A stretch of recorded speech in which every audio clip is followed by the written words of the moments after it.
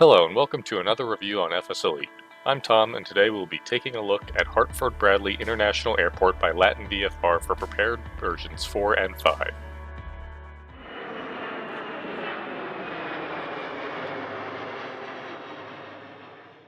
Bradley International is the second busiest commercial airport in New England, just behind Boston Logan, seeing roughly 6.75 million passengers in 2019. Seen primarily by U.S. domestic carriers, the airport also sees occasional Air Canada Express and Aer Lingus flights. The airport also sees traffic from a number of U.S. cargo airlines, AN-124 operators, and Connecticut Air National Guard and Army National Guard aircraft.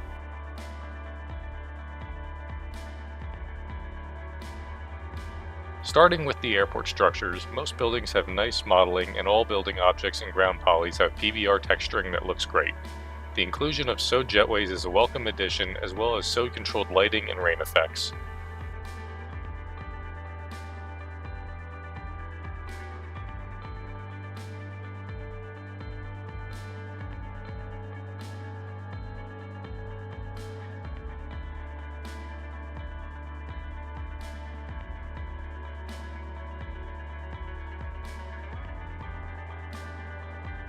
I like that the terminal had a lightly modeled interior in places that made sense, with lots of glass.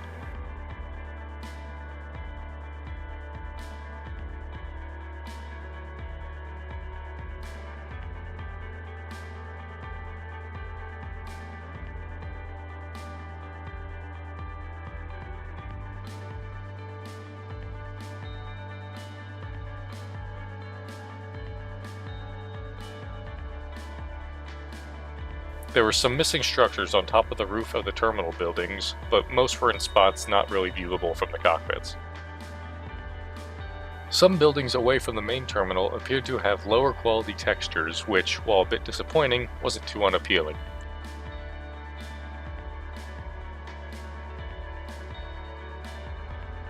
Ultimate Traffic Live AI traffic appears to park in the proper locations, and the airport comes with the option to turn on or off static aircraft.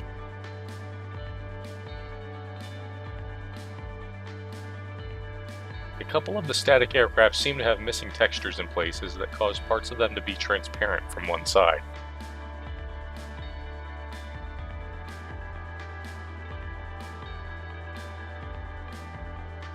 All of the National Guard C-130s also had reverse text on the right side.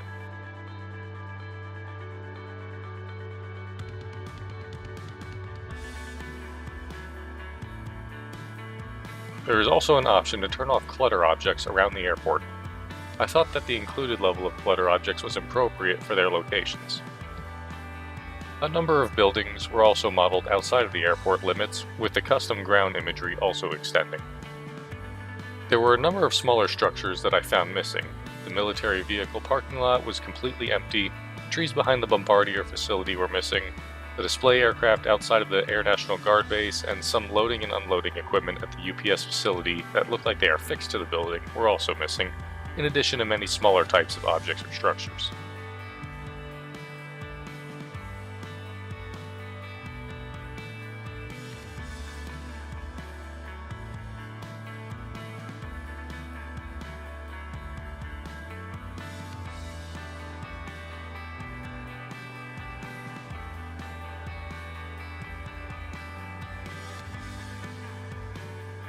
Looking at ground textures and paved areas, I had a bit of difficulty comparing this to the real world. Both Google and Bing Maps satellite view show different points in time for the airport, but both say the imagery is dated 2020. However, the in-sim airport appears to be a composite of the two, so as long as the features were in either set of imagery, I didn't make note of it being an inaccuracy. Things I did notice were that there were a number of stop markings missing on some airport vehicle paths, but still somewhat visible as a fuzzy white spot.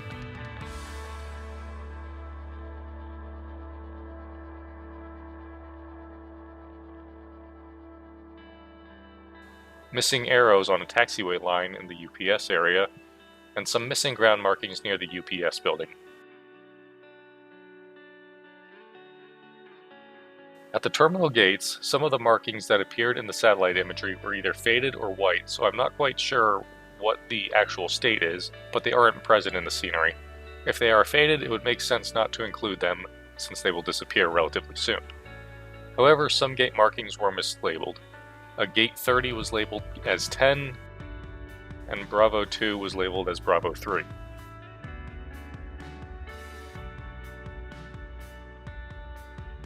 Some of the lines on the gate markings also appeared to gradually thin instead of meet with the next segment as a continual solid shape. Most of the markings' fonts and appearance otherwise was well done, and I did like seeing spots where grass and weeds were poking out from cracks in the pavement, as well as various potholes.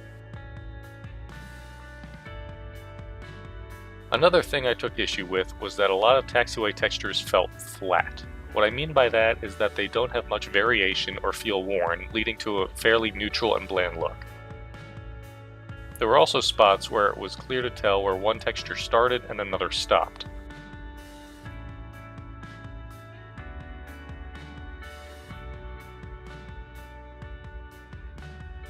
An interesting method was also used to overlay the pavement on the ground imagery, which led to a lot of fading to the sides, whereas in the real world it transitions rather immediately from pavement to grass.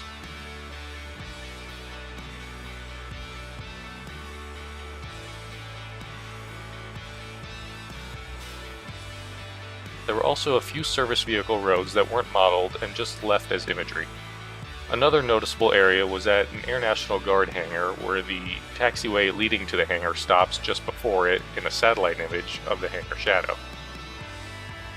Seasonally, the surrounding area of the airport blends nicely with Orbx Global and openLC North America packs. The difference in texturing was most noticeable in fall, with summer and spring being just a bit more vibrant than their surroundings.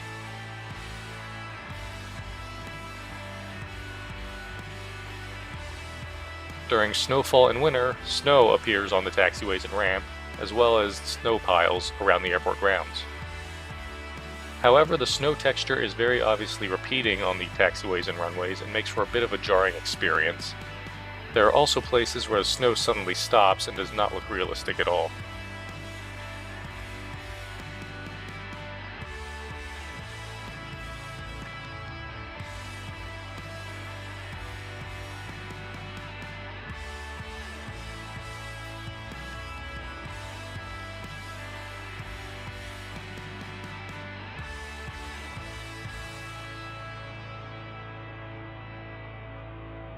Rain also appeared to have a very repeating texture.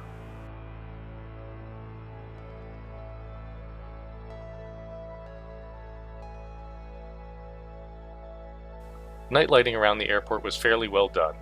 Lighting seemed appropriate for the buildings it appeared on, and runways and taxiways lights matched the data I saw on AirNav. I liked the inclusion of different temperature lights for different locations as well. My only complaint here is that the terminal area and some other ramps appear to be a bit too bright in comparison to some real-world imagery.